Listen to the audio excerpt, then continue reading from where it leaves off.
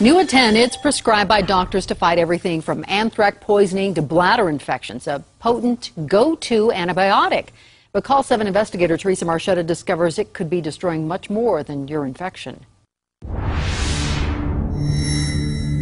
Every step I'd take, I'd pop. My back was popping. Every step for Sharon Figler is painful. It's not just the ligament issues. I've had muscle wasting. But she wasn't always this way. If we go out, I use a wheelchair. Are you a different person? Absolutely, I am. Sharon has been diagnosed with quinolone-induced tendinopathy and neuropathy.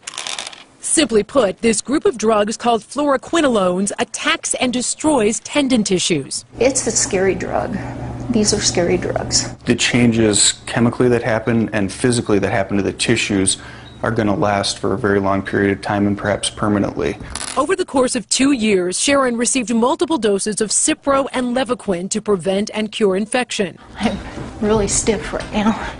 And with each prescription, she says the symptoms got worse. I almost feel like the front of my shins, like the connective tissue is pulling away from my bone. It hurt for several weeks, and then a while later I realized I couldn't straighten my arm. Tom Atkinson was prescribed 4 courses of Levaquin in 4 months' time for various illnesses.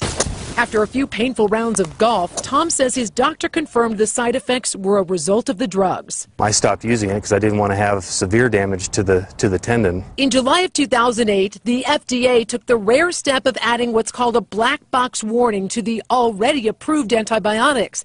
The move in response to an alarming number of reports of tendon ruptures in those taking the medications. I was just going doctor to doctor. I've talked to other specialists about it. Most of them are either not aware of it or they scoff at this and say, oh, I never see that in my patients. But Dr. Ronald Hansen says he sees it every day. So up here in this part of the ligament, there is some damage to that ligament. It's pain he can treat and hopes to heal using targeted injections. Little poke. While the treatment shows signs of promise, there's no guarantee of a cure. At the end of the day, it's the physician's responsibility to first do no harm. He says that includes using these antibiotics only when absolutely necessary. This is 100% preventable. Sharon and Tom want doctors to make patients aware of the warning before they write a prescription. I would expect on something like this that the warnings be more clear going forward, because it's pretty clear that it causes a problem. And Dr. Hansen tells me people who smoke or have previous tendon injuries are even more susceptible to these dramatic side effects. We asked physicians with the Colorado Medical Society why these drugs are so often prescribed.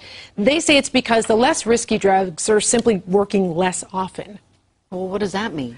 It's very interesting, but it's something we've heard before. And antibiotic resistance. We are building up resistance to these drugs. In fact, 1 out of every 3 patients, doctors tell me, builds up a resistance, and the first-line antibiotics don't work, so they have to go to these stronger drugs. Bottom line, you have to talk to your physician about what they're prescribing, and if you do have these side effects, go to the FDA and report them.